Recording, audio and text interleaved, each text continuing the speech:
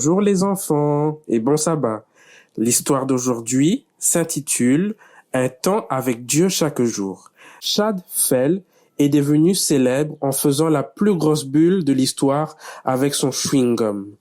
En 2004, il a réussi à faire une bulle de 45 cm de diamètre sans l'aide de ses mains.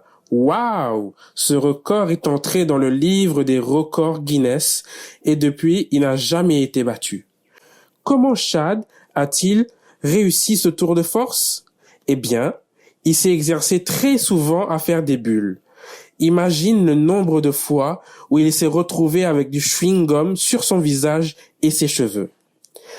Il y a une citation qui dit que c'est en forgeant qu'on devient forgeron. Pense à quelque chose qui t'a pris beaucoup de temps à apprendre, comme par exemple nouer les lacets de tes souliers ou shooter un ballon de foot.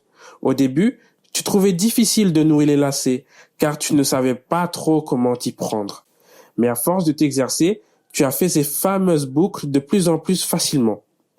Maintenant, tu arrives à attacher tes souliers sans même regarder, sans même te concentrer.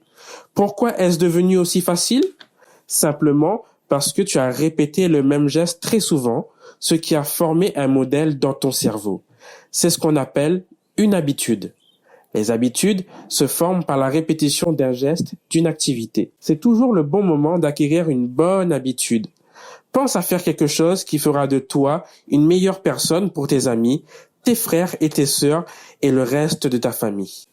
Dieu veut que nous prenions l'habitude de passer du temps avec lui. La meilleure façon de prendre cette habitude, c'est de mettre à part un moment spécial avec lui chaque jour.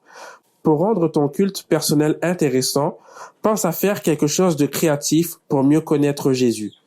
Que dirais-tu de fabriquer une roue de prière pour les malades ou les sans-abri, pour tes amis, tes professeurs, ta famille et les pasteurs de l'église, ou encore de dessiner une partie d'une histoire de la Bible qui signifie quelque chose de spécial pour toi? Tu pourras aussi tenir un journal dans lequel tu écris des portions de la Bible qui t'édifient ou écouter les paroles d'un chant chrétien que tu aimes. En prenant l'habitude de passer chaque jour du temps avec Jésus, tu es sûr d'aller dans la bonne direction. Et en plus, c'est beaucoup moins malpropre que d'avoir du chewing-gum sur le nez tous les jours.